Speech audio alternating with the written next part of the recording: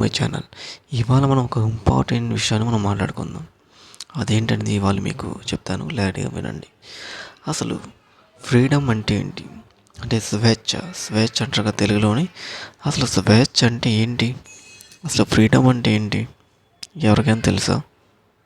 చా చాలామంది అనుకుంటారు స్వేచ్ఛ అంటే బయటికి వెళ్ళి తిరగడము, అంటే బంధాలు బాధ్యతలు అనేవి లేకుండా బయటికి వెళ్ళి తిరగడము, లేదంటే ఒక బందీఖాన నుంచి బయటికి వెళ్ళి మనం స్వేచ్ఛగా తిరగడాన్ని స్వేచ్ఛ అని అంటారని చాలామంది మనసులో ఉంటుందన్నమాట. అంటే ఇక అన్నిటిని వదిలేసి నువ్వు ఫ్రీ అయిపోవాలన్నమాట. దాన్ని స్వేచ్ఛ అంటారనేసి అనుకుంటున్నారు చాలామంది.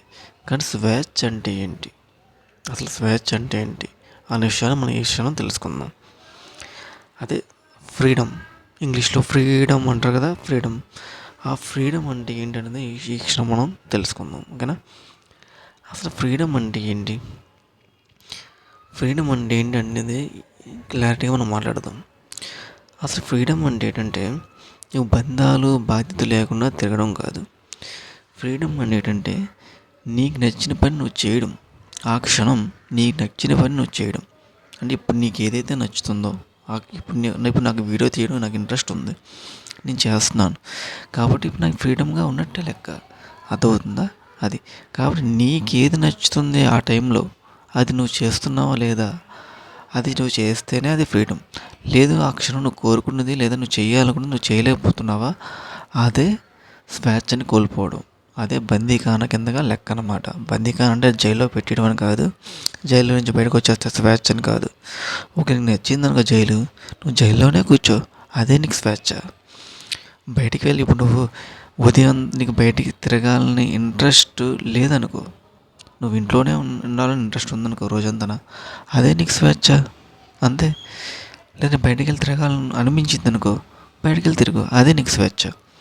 అంటే ఇక్కడ ఏమంటున్నా అంటే ఫైనల్గా నీకేది నచ్చుతుంది, ఆ క్షణం నీకు ఏదైతే ఇంట్రెస్ట్ ఉంది, నీ మనసు శరీరం ఏది కోరుకుంటుంది దాన్ని నువ్వు చేయగలమే స్వేచ్ఛ. అంటే స్వేచ్ఛ అంటే ప్రత్యేకమైనటువంటి అర్థం అంటూ ఏం లేదు, ప్రత్యేకమైనటువంటి విధానం అంటూ ఏదంటూ లేదన్నమాట. అంటే ఇలా ఉంటేనే స్వేచ్ఛ అని అనడానికి ఇక్కడ చాయిస్ లేదనమాట. నువ్వు ఎలాగైనా ఉండొచ్చు, ఏదైనా చేయొచ్చు. అంటే మీనింగ్ ఏంటంటే నీకేది నచ్చుతుంది ఆ క్షణం నీ మనసు ఏం కోరుకుంటుంది, లేదా నీ శరీరం ఏం కోరుకుంటుంది దాన్ని నువ్వు ఇస్తున్నావా, లేదా ఆ పని నువ్వు చేస్తున్నావా, అది స్వేచ్ఛ. అంటే స్వేచ్ఛ అంటే ఇంకొక ముఖ్యమైన విషయం ఏంటంటే నువ్వు ఆస్వాదించాలి. నువ్వు ఆస్వాదిస్తున్నావా లేదా బలవంతంగా చేస్తున్నావా?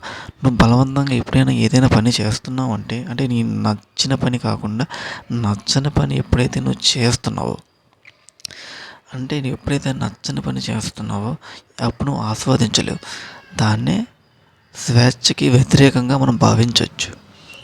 అదే నువ్వు ఆస్వాదిస్తున్నావు, నీకు నచ్చిన పని నువ్వు చేయగలుగుతున్నావు, చేస్తున్నావు, దాన్ని ఆస్వాదిస్తున్నావు అంటే అదే నీకు స్వేచ్ఛ. అంటే స్వేచ్ఛ అంటే ఇక్కడ ప్రత్యేకమైనటువంటి అర్థం అంటూ ఏం లేదు, నీకు నచ్చిన పని నువ్వు చేయడమే స్వేచ్ఛ అనమాట.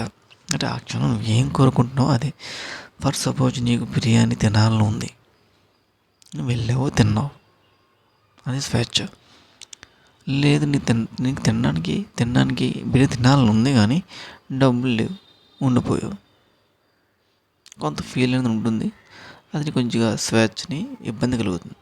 కానీ స్వచ్ఛందంగా నీకే తినాలని ఇంట్రెస్ట్ లేదనుకో, నీ స్వేచ్ఛ నీకు ఇంట్రెస్ట్ లేనప్పుడు ఇంకెందుకు, నీకు ఎలాగ ఉండడం నచ్చింది కాబట్టి ఇదే నీకు స్వేచ్ఛ. అంటే స్వేచ్ఛ అంటే ఏంటంటే ఇక్కడ ప్రత్యేకమైన సింపుల్ అనమాట. మీరు నీకు మనసుకి ఆ క్షణం నీ శరీరానికి నచ్చినట్టు నువ్వు బిహేవ్ చేయడం అంటే బ్రతకడమే స్వేచ్ఛ. అంటే స్వేచ్ఛ అంటే బందీకానంగా ఉండడం అంటే అదే స్వేచ్ఛ అంటే బయటికి వెళ్ళి తిరగడం ఇంకేదో కాదు. నీకు ఎలా నచ్చుతుందో నువ్వు అలా బతకడం, నీకు ఎలా నచ్చుతుందో నువ్వు అలాగే బతకాలి, అదే స్వేచ్ఛ అంటే. అర్థమవుతుందా? అప్పుడే నువ్వు ఆస్వాదించగలవు, దేన్నైనా ఆస్వాదించగలమే జీవితం ఉన్నది. కాబట్టి నేను ఈ విధమైనటువంటి పని చేయడమే స్వేచ్ఛ అంటనమాట.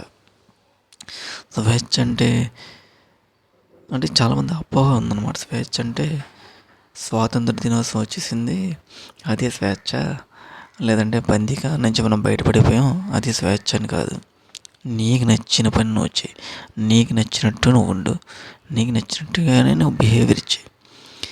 ఇక్కడ ఇలాగ తప్పు ఒప్పులు అనేవి పట్టించుకోకు. దట్ ఈస్ ఏ స్వేచ్ఛ. స్వేచ్ఛ అంటే this is a best meaning of స్వేచ్ఛ అనమాట. అదవుతుంది. ఫర్ సపోజ్ నాకు వీడియో క్రియేట్ చేయాలనుంది, నేను చేస్తున్నాను, ఇదే నాకు స్వేచ్ఛ. నాకు ఇంట్రెస్ట్ ఉంది.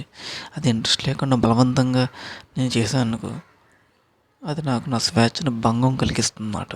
కాబట్టి అది స్వేచ్ఛకు వ్యతిరేకంగా భావించవచ్చు.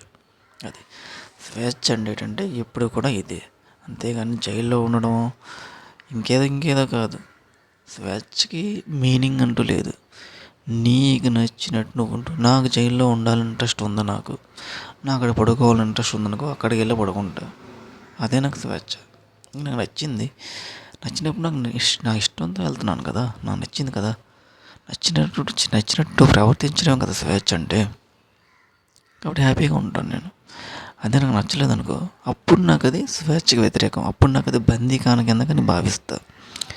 బందీకాన అంటే ఇటు కాదు, నీకు నచ్చినట్టు నువ్వు ఉండలేకపోవడం, లేదా నీకు నచ్చిన పని నువ్వు చేయలేకపోవడమే స్వేచ్ఛకి వ్యతిరేకం, లేదా బందీకానంగా భావించవచ్చు.